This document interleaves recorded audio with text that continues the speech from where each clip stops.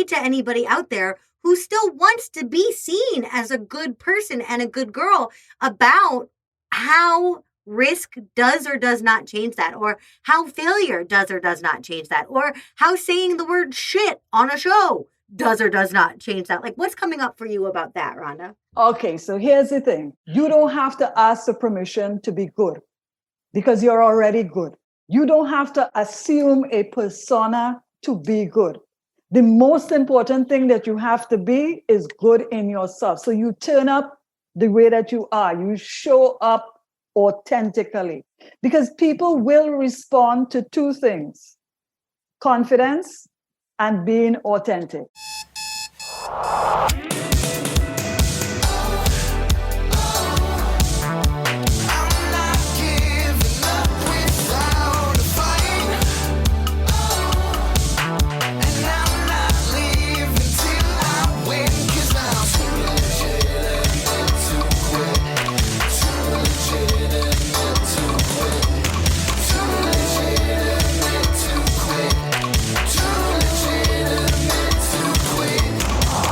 Welcome to Too Legitimate to Quit, instantly actionable small business strategies with a pop culture spin. I am your host, Annie P. Ruggles, and my guest today is Rhonda Glynn, aka Rhonda the Disruptor. Now, Rhonda first leapt into entrepreneurship at age 40 with a certificate course and then degree after degree. Now she almost has 4. Now, along the way, Rhonda realized that entrepreneurship was the path not only for creating opportunity for herself, but also for others who had not yet had a chance for self-actualization. And she's still making opportunities for others to this day. From her home in Trinidad and Tobago, Rhonda runs Zoma Business Solutions, offering proven hands-on strategies and interactive workshops for entrepreneurs. Welcome to Too Legitimate to Quit. Rhonda the Disruptor, all the way from Trinidad and Tobago. Welcome to my show. Thank you for being here. What on earth do you think small business owners, specifically small business women, need to know today? Hi, love. It has been a while that I've been online, so I thank you for the kind invite. I think that we'll have a really good time this evening. Now, so let's jump straight into it.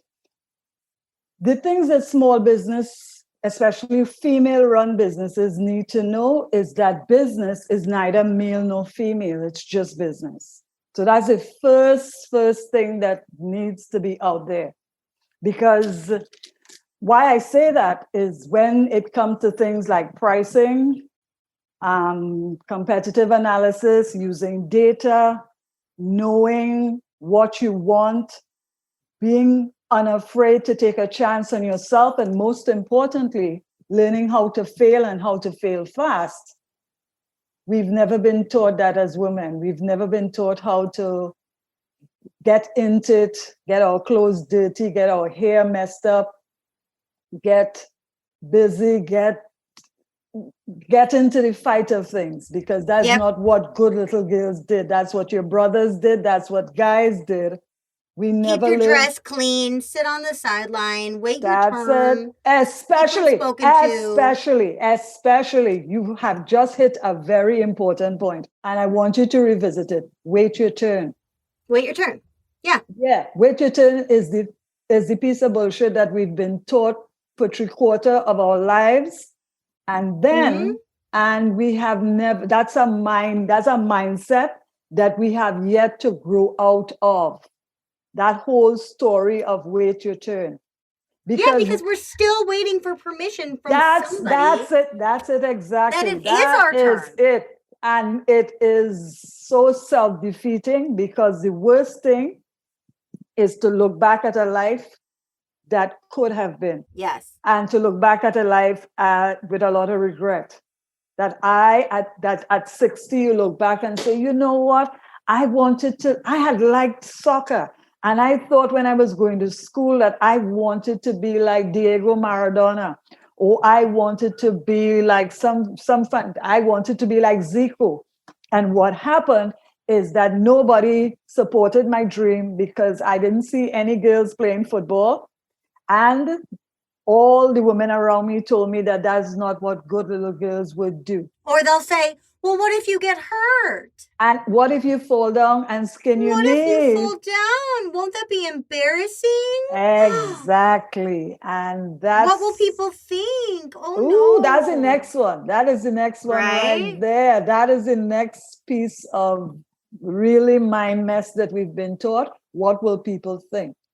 So we've been spending our entire life waiting our turn and caring too much about what other people think. Yeah.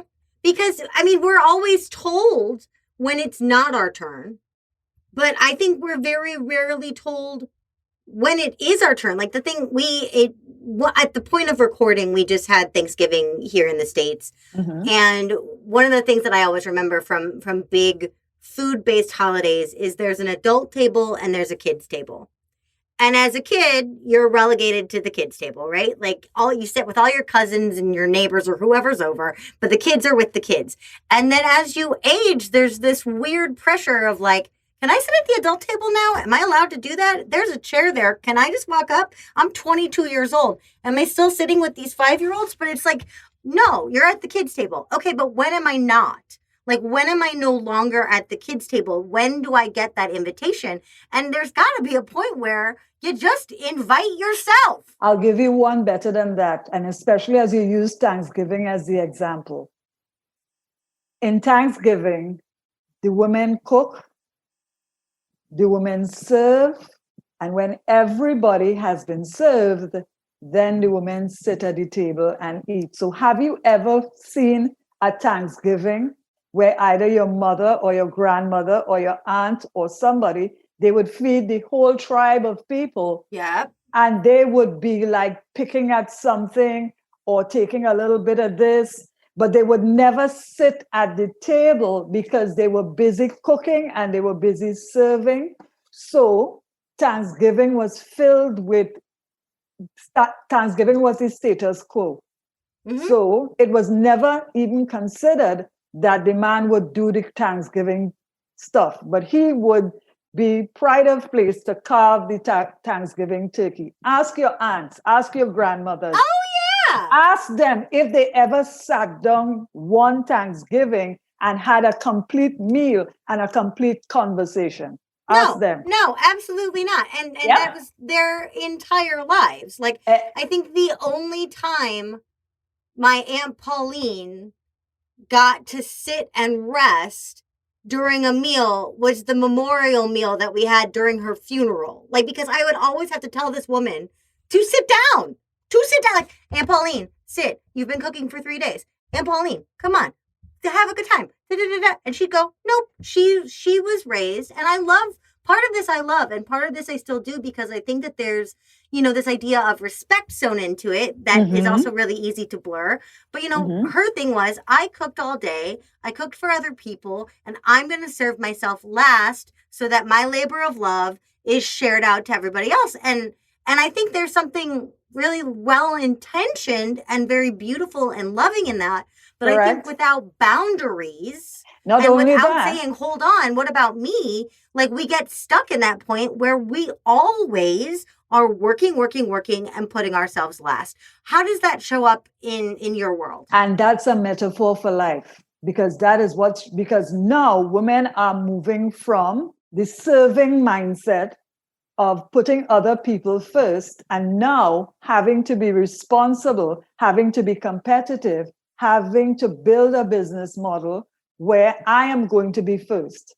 And that first is something that is so hardwired into our systems that we can't see it. We can't see the triggers. I'll give you another example. We go to school, and this is when I started to notice it, because in my case, I grew up in a house with only men. So I didn't have that, why can't you be a good girl? I remember my mother telling me, why can't you be like your cousins? And I almost burst into tears, because it meant that I had to constantly compare myself in order for me to feel good about myself. And that happens a lot with women. And I'll tell you, I'll take it to university, because at university level, We get all the awards, we graduate at the top of the class, and then we disappear in a hole never to be seen again. Yeah. How many women have you gone to uni with who you don't know where they are right now? I have a theater degree. So with the people that I see, they're either totally making it or totally hidden, right? There's like no in between. But I see That's that my in point. business too, where it's like you're in a Fortune 100 company or you're totally still doing the same thing you were doing 20 years ago because That's you my either point. you've launched or you stopped, right? That is my point. And that is my point. And this is why it's important for women to understand. And that's why I chose women more than any other entrepreneurial class as the people that I would focus on, because we have been taught some lessons that we now have a whole series of unlearning to take place. And that is where it becomes very challenging for women, because women, there are so many talented, worthwhile gifts and talents that they have, but they keep overthinking it. They keep waiting for permission. They keep waiting for when is my turn. They keep saying, well, all right, so if I do the right things and I check off all the right boxes, then my reward will come. Yep. Yeah, but business doesn't work like that. Business is about risk. It is about uncertainty. It is about being comfortable in uncomfortable situations. It is about saying, I'm not sure how this thing is going to work out, but I'm going to give it a shot. And I am going to build on the way down. This is what business is like. And the thing is that men know that. Men know that. Men have been conditioned to think like that. Look at men when they play football. It is expected that they would give one another all kinds of what we call in the Caribbean talk. You would give trash talk. You would probably have a fight might break out. People would be sweaty. Clothes would be dirty. But at the end of the game, the winners and the losers walk off the field still being friends, still understanding that in that race to the finish, somebody's going to win and somebody's going to lose, but that's just the battle of the day. Tomorrow, we're going to start over fresh, and I am going to come back at you harder, and eventually we will level off, and then after that, I will win. So it's like, and men understand that. Men understand that competitive nature of business because they've been trained to be competitive in life. But women who are now going into the marketplace, becoming entrepreneurs, becoming all that they can be, are still being held back with that idea that if I do the right thing, if I serve everybody and leave myself for last, then I will be recognized as a good person. Yes. Yeah. And that good person, right? Yeah. Like so if you're new to the show out there, listeners, my whole thing is helping good people sell, because good people feel like good people have to sell like bad people because that's the only way to sell, right? But there is this idea of, if I take these risks, if I put themselves out there, if I'm visible, if I ask, if I command value, if I don't hide my brilliance, if I do all these things, am I not being a good girl? And so what do you say to anybody out there who still wants to be seen as a good person and a good girl about how risk does or does not change that, or how failure does or does not change that, or how saying the word shit on a show does or does not change that? Like, what's coming up for you about that, Rhonda? Okay, so here's the thing. You don't have to ask for permission to be good, because you're already good. You are already good. You don't have to assume a persona to be good. The most important thing that you have to be is good in yourself. So you turn up the way that you are. You show up authentically, because people will respond to two things: confidence and being authentic. Those are your two selling points. Now, women are way more powerful than they realize. I'll give you a story. If two women are on a bus or on a train And one woman who she doesn't know at all she sees that woman crying for whatever reason. It doesn't matter to the other woman whether she knows the woman or not, whether the woman is older than her or not, whether the woman is of another ethnicity or not, whether whatever. It is our nature to go and find out, why is Annie crying and how can I help Annie to stop crying? Maybe she's crying about a boyfriend that she caught in bed with her best friend. I might be able to tell her, shit, don't take on that. That's happened to all of us. You're not the first and you're not going to be the last. Decide what you want to do about the situation and move on. The ability for us to come together and solve a problem using both our higher order thinking and our emotional thinking, that's our ace in the game. This is what is going to make women become top-notch entrepreneurs, because we don't only speak to the quantitative part of your head. We speak to the qualitative part of yourself. So we are solving problems, because that's what we all do as entrepreneurs. We are problem solvers. We have to solve a problem. How is somebody going to feel after they wear this shoe or that funky glasses that you're wearing, or how are you going to feel when you cut your hair? Because how are you going to feel empowered and amazing and become the best version of yourself? This is what we do. We do that all the time. So if we can transition that into our business model and our business offerings, then without being sexist, the men don't stand a chance. They don't. They don't, because we could speak to solving the problem and we could also speak to soothing the pain that brought about the problem in the first place. I think it's such a beautiful and delicate dance. And you know, like this is also true of, you know, I have a lot of masculine energy and I have a lot of male friends that have a lot of feminine energy, and it's always a balance. And I don't want to disregard that. But I think, you know, it's so interesting when we look at what is expected of us and to say, okay, I am confident in this role. I am merging these energies in myself, because on the flip side, a lot of women get too stuck in the emotion and then they don't actually take the risk, or they don't actually show up with the confidence or the authenticity because they get stuck in the emotions. Or, you know, in a lot of my clients' case, they don't ask for the sale because they feel so emotionally connected to the person they're asking. They don't want to manipulate them. They don't want to take advantage, but it's finding that blend, right? It's finding that balance of, I'm going to feel this situation deeply. I'm going to solve this problem with passion, but also I'm going to solve this problem with grit and tenacity. And I'm going to put a price tag on it. And then I'm going to do it again. And I'm going to show up tomorrow and I'm going to fight harder, right? So what do you think is there a secret key to finding that balance between the masculine and the feminine? Or is there a secret key to bolstering your confidence when it comes time to take a risk? We have never been taught how to take risks. So the most important thing as business coaches, as entrepreneurs, as people who are motivating other people, one of the most important things we have to start to do is give people permission to be themselves. So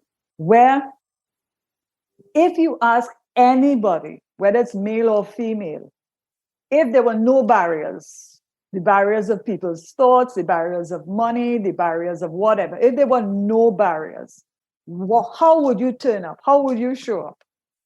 They immediately know, even when they don't tell you, they immediately know, Annie.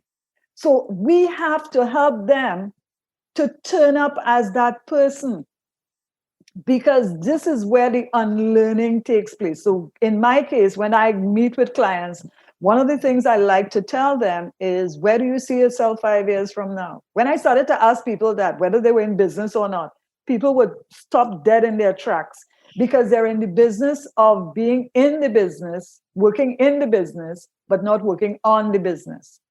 So the first thing that happens when you ask them is that they freeze, because they really haven't thought about it. So what we do is reverse engineer. So where do you see yourself 5 years from now? Build that picture, build it as big and as large as possible. Do not say but maybe, but I don't think that's going to happen. No, because inside of you, there is a 5-year-old little girl who didn't get her chance, who is dying to come up to the surface. Our job is to help that 5-year-old come up to the surface. And that 5-year-old is going to be the 5-year-old who's going to take over the world. Go down inside of you and pull her out, because she never dies. She remains inside of you all the days of your life. Tell me if you don't like cartoons and cornflakes on a Saturday morning still. Oh, always. Yes, you do.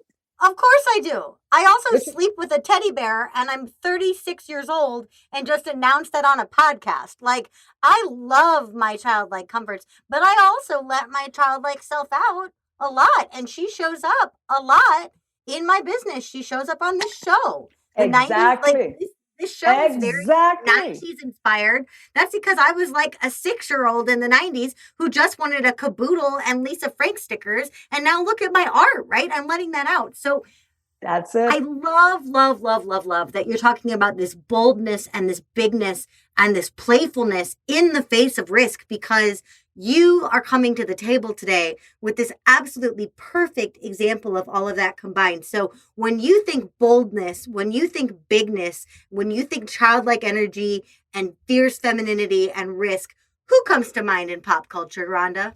Well, in my case, it would be Megan Thee Stallion. Yes.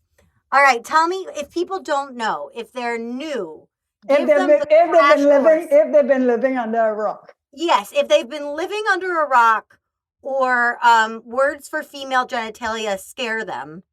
What? Tell me about Megan Thee Stallion. Tell me about what her deal is, and why she is such a perfect example of this. Because Megan is the 5-year-old who is fully grown up. She didn't have to hide. She didn't have to become any.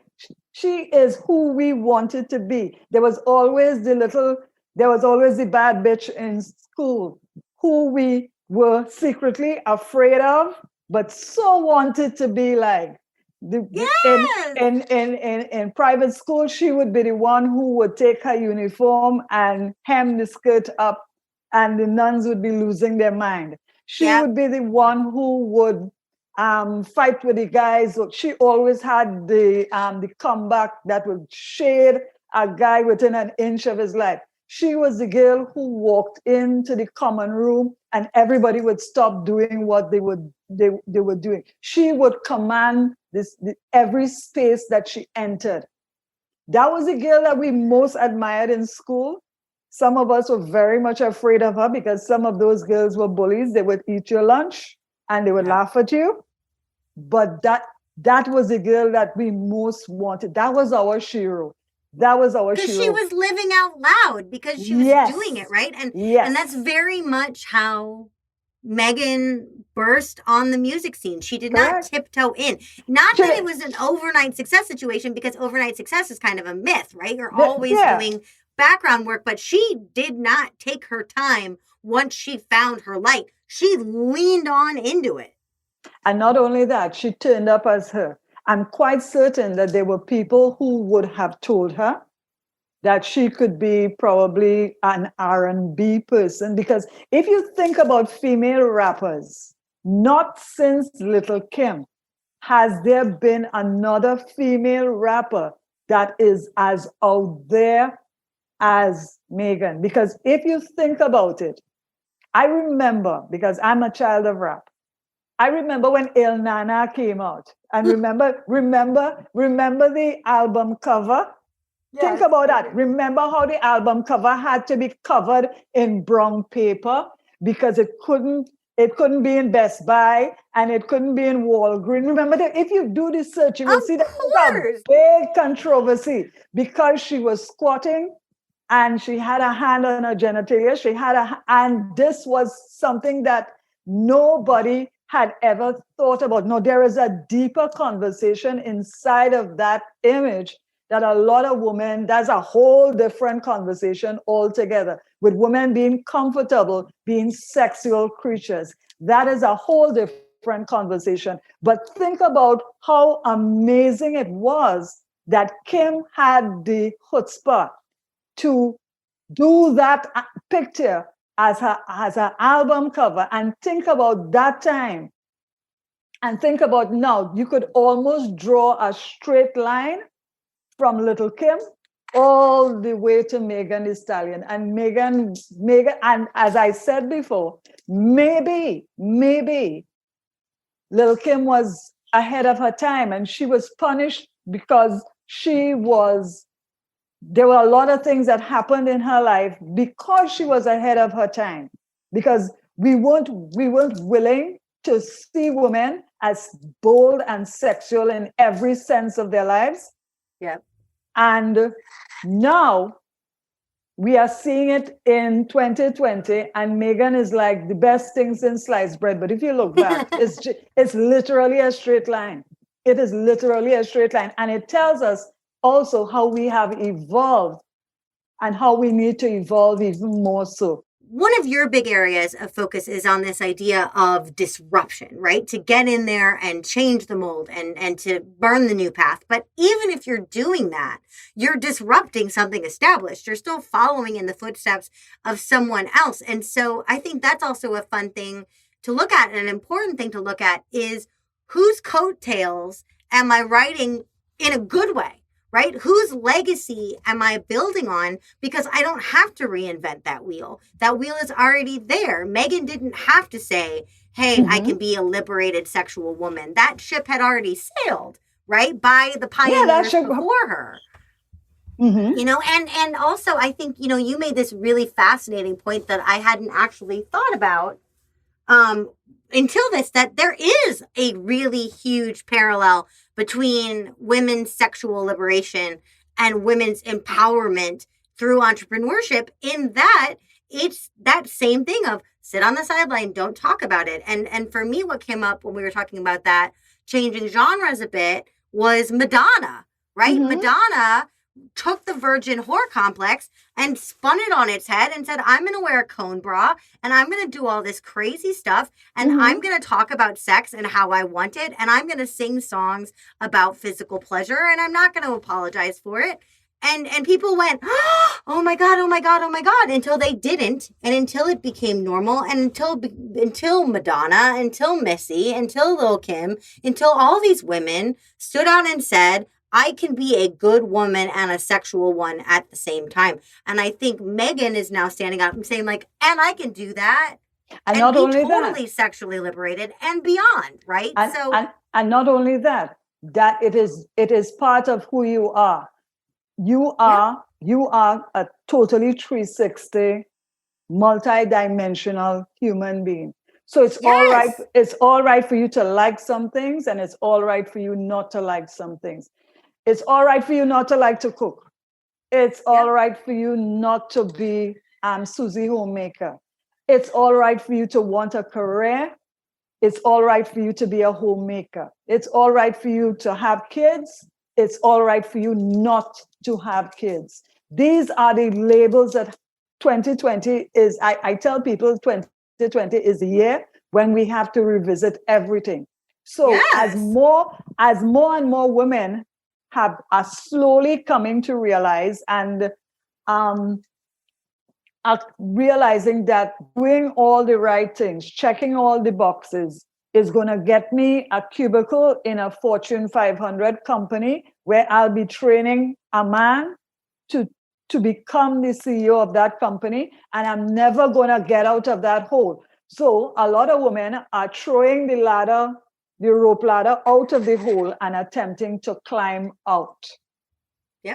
Because attempting to climb out. And you know, this was true of my career and in many iterations. And, you know, it's still something that I have to balance, which is, you know, it is my job to help other people grow their dreams. And I love that job. But at some point I had to ask, when am I going to start growing mine?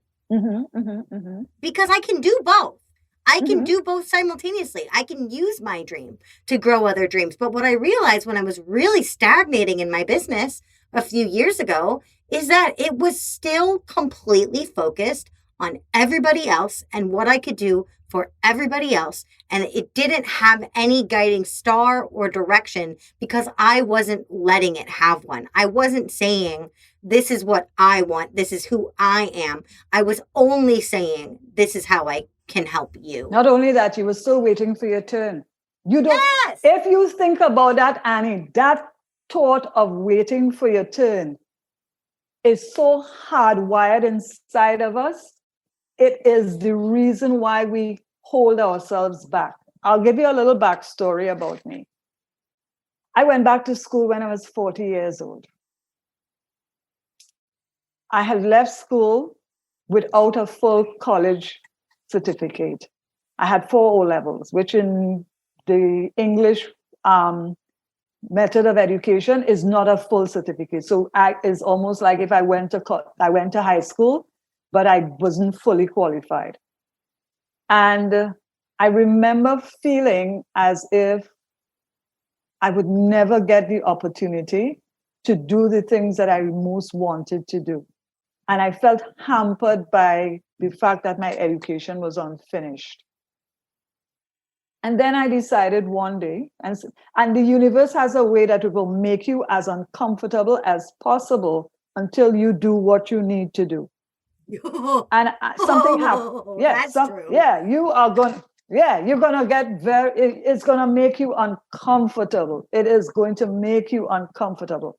And I decided that I was gonna go back to school. And I remember telling someone, I said, you know what? I don't care if I'm going to learn how to make cookies. I am going back to school and I'm going to start, and I don't know how it's going to end up. And I was working at the time and still working. I was working shift. So I was working like 3 shifts, 7 a.m. to 3 p.m., 2 p.m. to 10 p.m., 10 p.m. to 7 a.m. And I was working in the airport. And I went back to school, and for 9 years, I had no social life. I used to go to school and go to work, or go to work and go to school. And I did that for 9 years.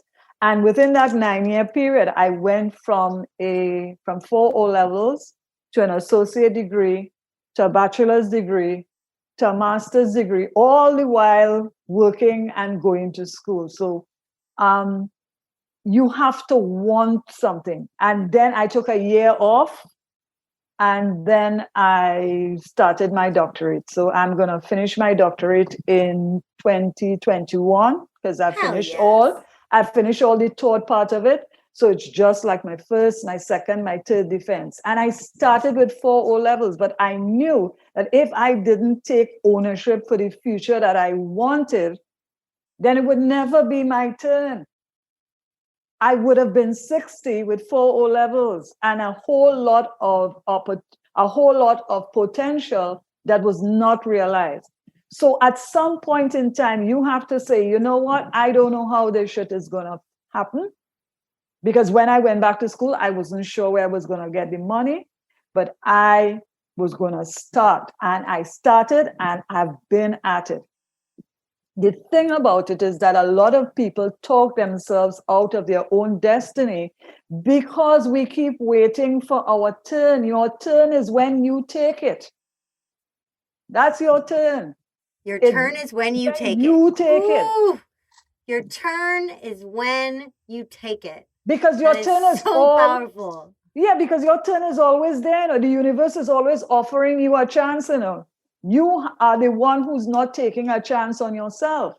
And your turn is always there. You don't need permission. You don't need acceptance. You don't have to do anything to take your turn. Your turn is there. It's on a plate right next to you, and you have the choice of taking it or ignoring it. But time is the key. Time is the real thing. Because I tell women that we've been reared in a society that tells us that outward everything is important. I will challenge that, because I'll tell you that the most important asset that a woman has is her time. That is the most important asset that she has. Not her boobs, not her pretty face, her beautiful eyes, her long, luxurious hair, not how big her butt is, not how good she is in bed or whatever. Her time. And when you look at it, a lot of women's lives, their time has been squandered in useless pursuits and useless men and useless relationships and toxic family members and people who don't believe in you, and you not believing in you because you keep waiting for your turn. Shit, your turn is there. If you don't take it, it doesn't mean that it's not there, and you do not have. You can take your turn at any point in time.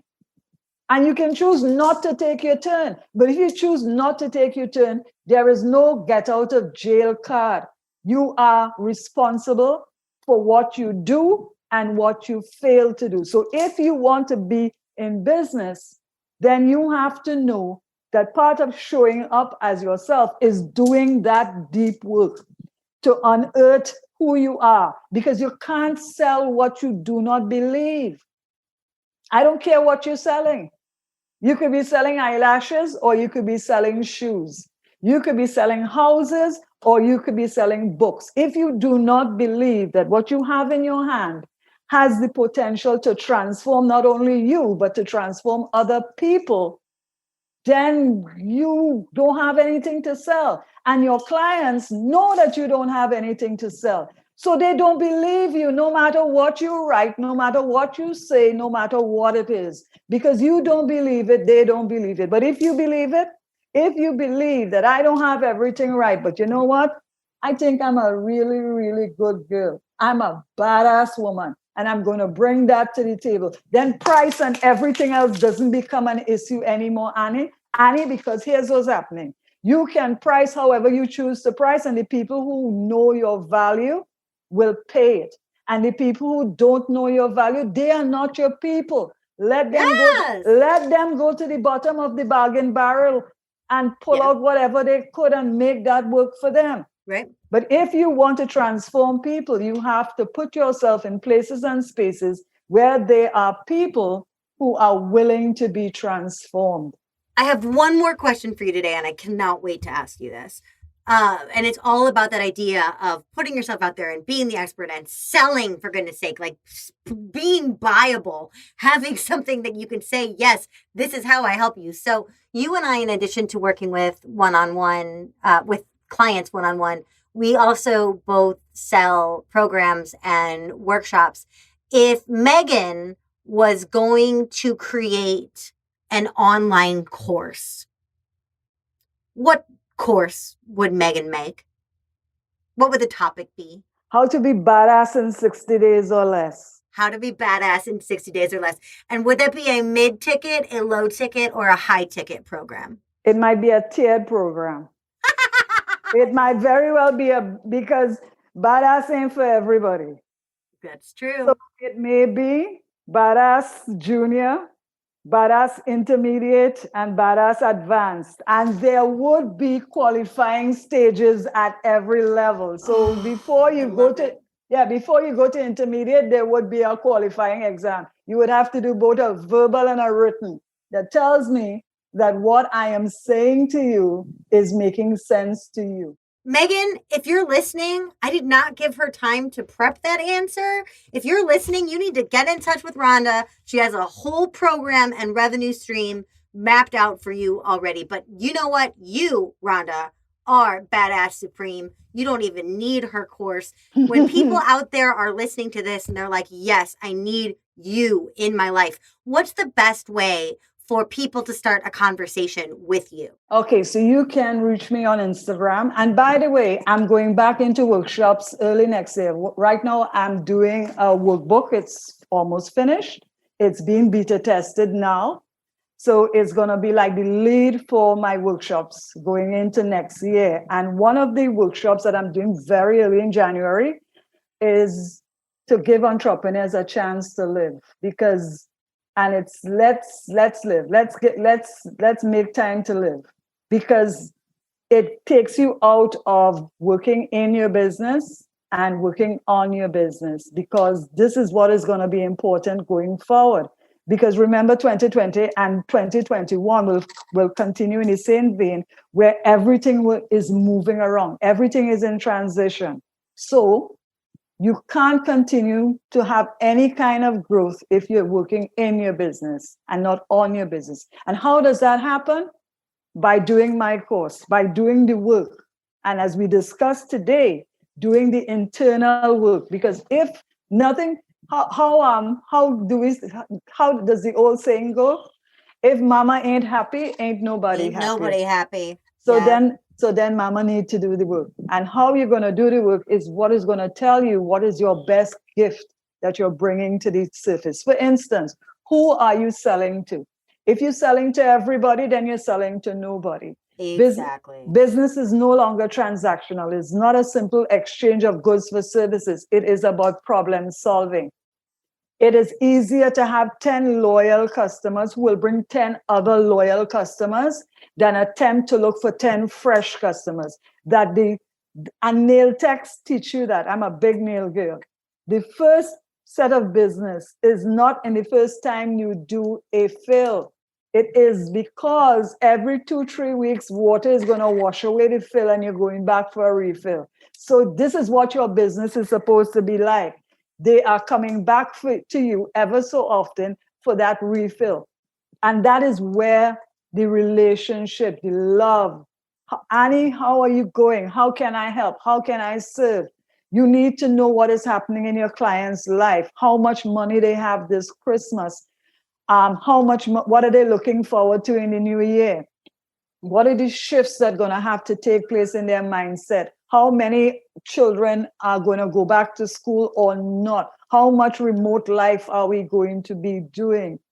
So you are going to have to be there for all of it. And you can't be there for all of it if you do not take the time to figure out who you're selling to, what are their pain points, how can you solve those pain points, and actually starting to use data for the first time. So start to brainstorm, start to do starbursting, start to have an idea and figure out how is this idea going to answer the 5 W's. This is what the workshop in 2021 is going to look like. We're going at it full tilt because if we're using Megan as our lodestar, then we are saying we need to be out there bold and bad and say to women that this is where you are headed. Come, give me your hand and let me help you go there. Ugh, and that's I cannot wait to have you back on the show. We have so many things that we could talk about, but for right now, thank you so much, Rhonda the Disruptor, for being on my show. Very, very welcome. For dropping all of this gorgeous knowledge on us. Listeners, I'll be back in just a minute with my final thoughts and your homework for the week. Well, hey there, listeners. Since we recorded this episode a few months ago, I have been pretty darn obsessed with Rhonda's assertion that the most important thing a woman has is her time. Sitting at my desk day after day, week after week, it's easy to get carried away by my to-do list, blink, and wake up in a whole new quarter. Add the self-sabotage all-stars of procrastination and perfectionism into the mix, that's even more time gone. Now, I'd love to tell you that since the episode, I have cracked the code and become a productivity wizard who never wastes a moment. That would be a big, fat lie. But since we recorded this, I have been much, much more mindful of how I structure my days, and it has paid off. My work days are still longer than I might like, but I finish them with more done and with energy to spare for things, other than my job. That alone is a pretty major accomplishment in my book. Your homework this week is to meticulously track everything you do during your work week on your calendar. Stared at a blank screen for 15 minutes attempting to blog? Right? Writer's block, 15 minutes on your calendar. Stop mid-project to help kids with a homeschooling crisis? Put parenting, 30 minutes on your calendar. Like a serenity prayer of productivity, some time sucks are beyond our control and we need to learn to accept them. But by taking a super fine, detailed look at where your time goes, it's the critical first step toward reclaiming the precious minutes you can control and using them more intentionally with great enthusiasm. Too Legitimate to Quit is brought to you by the Non-Sleazy Sales Academy and me, your host, Annie P. Ruggles. If you struggle to sell because you don't know how to put a price on all that goodness in you and you don't like the way that your competitors do it, I have great news for you. You can find my free challenge, Making Selling Easy Without Getting Sleazy, anytime at www.anniePruggles.com/easy, not sleazy. Our show is edited and produced by Andrew Sims of Hypable.